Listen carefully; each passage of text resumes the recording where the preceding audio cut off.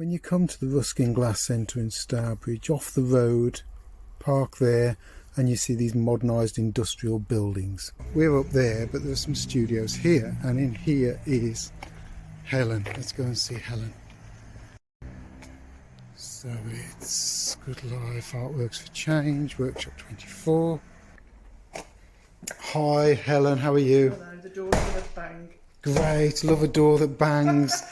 Hi Jamie. How are you doing? I'm good, thank you. Right, do you want to tell us what happens here in this workshop? Yes. Tell us what's going on. This is Workshop 24 at the Ruskin Glass Centre, and I'm Helen Garbetts, and I'm an artist researcher, and this is my art studio. And I've got to say, it smells fantastic when you walk through the door, which is always good, isn't it? When people, it happens with my workshop, people walk in and say, oh, it smells, and you know they're in for a few minutes. Yes, which hopefully. helps, yes. Yes. So what do you... So I'm currently doing, it's called an MRes, which is a Masters in Research course at the University of the Highlands and Islands. Wow. Based in Shetland and Orkney. That's why you've just come back? That's why I've just come back from Orkney. Wonderful. So even though I'm based here in Stourbridge, the university that I'm studying with is in the far north of Scotland. Good grief. Which is fantastic because it means I get to go up there a lot. Yes. So my art-based research project is called the Human Limpet Project. And there's a story as to how that got to be. Right. You want me to yeah, I mean, we've got as long as you want. I don't mind if these things are 5 minutes, 10 minutes, 15. It doesn't bother me. Okay. Because it's here to help you as well. So if you want to send it on to somebody, or it's for all of us. Okay. So are you all right if I just, as you're talking, I just look at some things, bits and pieces? Yeah. Shall we do that? So this bit of the workshop that you can see here is Yes. the kind of working area. This is where I kind of make my artwork and sit and write or read or whatever. Right. Make lots of notes, as you can see. Oh, you do, don't you? So in 2018, I went up to Orkney on holiday with my husband and some friends. And we saw, whilst we were there, a little sign that said, Archaeological Dig, Open Day. Okay. So we thought, well, that sounds interesting. We'll just go and see what's happening there. So we had to get a little ferry from the mainland of Orkney over to a little island called Rousay. Yeah. And we kind of went all the way around and ended up looking down a very steep hill onto the coast, which was beautiful. Yeah. So we walked down the steep hill and got to this archaeological dig, and it's called Scale Farm. And it's a Viking farm that they were excavating. Wow. So the archaeologists were telling us all about the farm and what they were finding there and its history and so on. And then they said they found this enormous midden. And a midden is basically a mound of rubbish. Right. But this midden was made up of thousands of limpet shells. And the archaeologists were saying that they thought the limpet shells were used by the Vikings as fishing bait. And you can eat limpets, but they're not very nice. Right. But they used them to go fishing with. Yeah. And they obviously used thousands of limpets and just chucked all the shells in a big mound. And the archaeologists had come across this mound and were sort of excavating it. And she gave me a few of these 800-year-old limpet shells. Wow. And some kind of switch in my brain went on, and I just thought, wow, this is fascinating. You know, the last person to handle these shells was a Viking. Wow. Sort of nearly 900 years ago. And then I started to think, well, limpets, what do we know about them? Yes. Other than, you know, the shells that you see at the seaside that refuse to budge, you know, the ones that grip onto the rocks. That's all I knew. So ever since then, I've kind of been researching limpets and the relationship that we have as humans with limpets over time. I've got to go up here. Yes, carry on, sorry. So, and that's what my research project is all about. And when you walk in here, I mean, this is, I remember this a couple of years ago, you got this in here and it's like a little tent. It is. But it's a limpet tent. It's a felt limpet. Well, it's been sort of deconstructed. Yeah, you said you were going to do, wow. So that was a little limpet that you could sit inside, and I used to take it round with me and invite people to sit in it and become a limpet. You know, I'm looking at that. You're some sort of superwoman. You ought to wear it as a cape. Well, that's what it's going to become. Oh well, there you go. Perfect. Oh, a limpet cake. Isn't it? I love it. I love the pale at the top, the way it fades to, and it's a limpet. Yes. So that's work in progress at the moment. Right. Okay. And you made this? I did. Yes. God. So I'm kind of what I describe as a interdisciplinary artist, which means I don't have one medium. So you know how some artists paint or sculpt, but I do lots of different things. So I use textiles, I draw, I paint. On the subject, and you draw in whatever art medium, to suit what you're doing. Yeah. I love it. I've got to say. So I go do on. a lot of photography, a lot of video. I make installations. So I've just been up in Orkney. Yes. I went back to Scale Farm and made an installation out of limpets at the site. Did you? That's what I've just been doing. Yeah. Oh my life! And I'm going to put a link below on this to your website. Yes. Okay. Which you've also told me that it's best viewed through a computer rather than a. Yeah, because there's lots of images on it. Okay.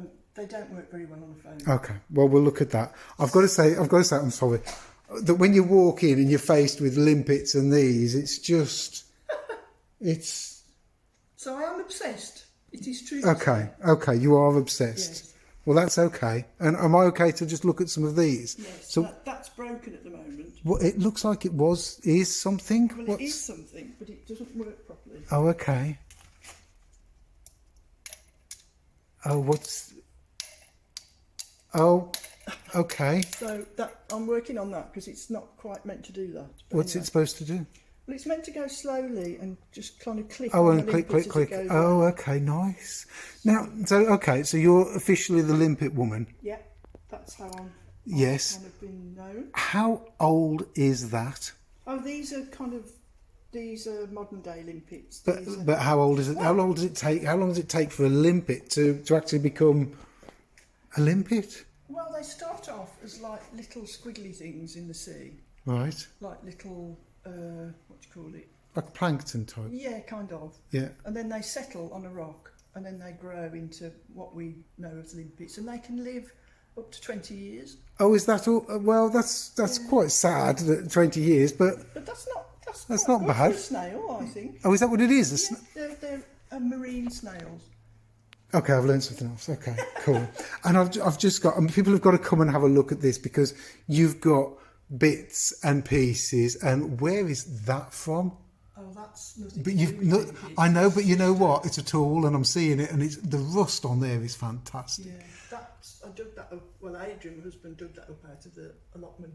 Brilliant. And why not have it around you? Because if it gives you a connection or makes you feel good, and things like that are too good to throw away, aren't they? Well, archaeologists use trowels to unearth things, so it's kind of reminded me of that. So what you were just looking at is a little reproduction of a painting that is currently on show at Walsall Art Gallery. Oh, okay. That you've done? Yeah. Wow, you're really good. But the original is A3, so it's okay. bigger than that. That's lovely. I love that. So I'm collecting all this limpet information and limpet knowledge. Yes. And all the things that I find out about the relationship that we as humans have had with limpets. Yeah. And I'm making a cabinet of curiosities. Wonderful. Called the Limpetarium. The Limpetarium, If right, you'd okay. like to come this way. Yeah, let's have a look. Yeah. Limpetarium. Pay attention, be astounded, tell about it. Where's that from? Pay attention. That's Mary Oliver, I think. Is it? Yeah. Now this feels, I've got to say, when you walk out of your workshop area into this part, it just feels a little bit magical. It Good. feels... That's the intention. Yeah. This is very much work in progress. This is not complete. Okay. I'm just kind of assembling things, arranging things. And there are lots of other people that have been involved in the project as well. So what you're looking at now is a bait basket based on a traditional design. It's made beautiful. by an artist called Caroline Deer, who's based on the Isle of Skye in Scotland. Isn't it beautiful? Yeah. Oh my life. This is the Limpetomatic. Of course it is. It Right. was made by an artist called Fiona Sanderson, who's based in Orkney. Yeah. And this does this. Oh, bless it. Oh, I love it. Oh, isn't that good? Yeah, that's the Limpetomatic. Okay. Okay. And then there are lots of other things that I'm still working on. I love your cabinet thing. Well, that was given to me a few weeks ago. I tell you what, you were blooming lucky. That's gorgeous, isn't it? So that was used as a piece of furniture, I suppose, for people to display their artwork in. It was made in the 1980s. Okay, that's a typical sort of 80s thing. Okay, yeah. So I'm not surprised. I mean, this is very new to me. I've only had it. Doesn't it look good though? Yeah. Doesn't it? I love that. So if people can't see, it looks like it's almost like a book with a cover and the leaves inside. Yeah, but there's and three it does parts. fold Hinged. I can see the hinges down there and down. That's great. So I love that. That's good. And then this is the rest of the. It's all work in progress. Okay. So wherever I go, I take what I call a portable Limpetarium with me. So if you look over here, this is one that's come back from Orkney. So it's a suitcase that has come back with. These are limpets from around 1850. That was dug up out of an archaeological site. The same on Scale Farm, but they're kind of coming up in the layers now. Wow. Wow. Limpet spoons. I've been making limpet spoons. Yes, yes. Do you think they wouldn't have done? Do you think they might have done some? Yeah, there are. Is there evidence that they've done? Yeah. Is there? There's a limpet spoon in Pitt Rivers Museum in Oxford, and there's a limpet spoon in Stromness Museum in Orkney. Oh, this is beautiful. Oh, I love them. So I made those kind of in response to the limpet spoons I'd found in museums. Yes, I tell you what, it really does feel like an Arium with your. I love this. That's just that little cabinet of. Yeah. And that's beautiful. And your lighting in here, right? Okay, is spot on. So it's absolutely. There's drawings that I've done. Yes. And so on. I've started looking at the colour of limpets. Yes. So these are some of the things I'm doing. A limpet colour chart. As you do. Why not? So there's. Oh my life. That's a piece of chain with a limpet rusted onto it. Oh bless. That I found in Anglesey. Oh, that's great. And then that's really good. In here. Oh Helen, you've really got it bad. Oh my life. There's more limpets from various places that I've been to. So you're keeping these in sort of drawers of where you've been? Yeah, so those are from the Isle of Skye. That's from Orkney. Helen. That's from Shetland. Helen, I'm starting to get concerned now. This is... You're not telling me that's all full of... No. Not yet? No. You've got... Okay, that's good. Plenty of space. You've got room to grow. Like you need room to grow. Oh my life. I've got... Yeah. Oh, okay. Those are very beautiful limpets, I think, from... They're gorgeous grey. Yeah. So those are from... You might just pick it up. Yeah. Orkney. So that's what's in there. A bit stuck. And that's some sculptural work I've done.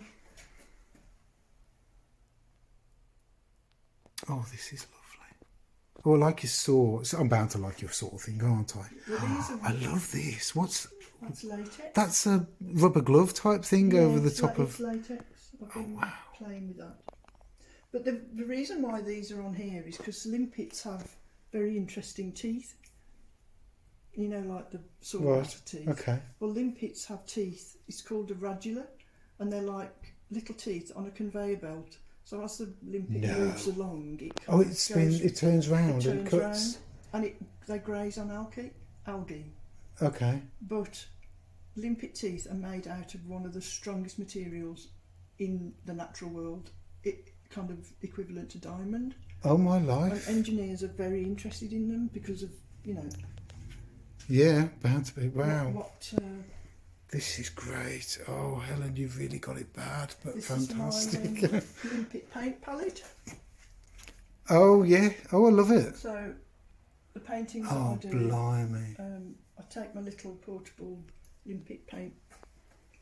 Oh, blimey. It's great. I love it. And I love these sort of specimen jar type things. Yeah. They look lovely. So if glassy people are thinking, where's the glass? Well, there's a bit of I've just been given a great pile of Petri dishes.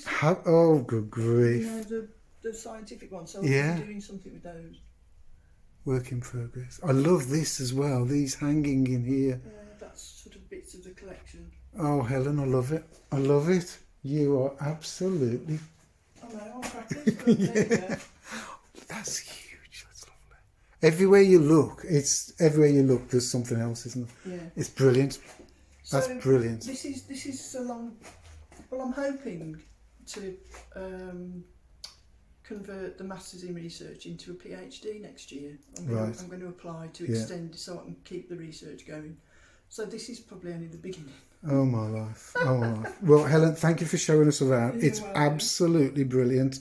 So you've got to come and have a look because this will blow your mind. It's fantastic. Right. Okay. All right. Thank you for that, Helen. And we'll catch up with you soon. Yeah. Cheers. Bye. Bye.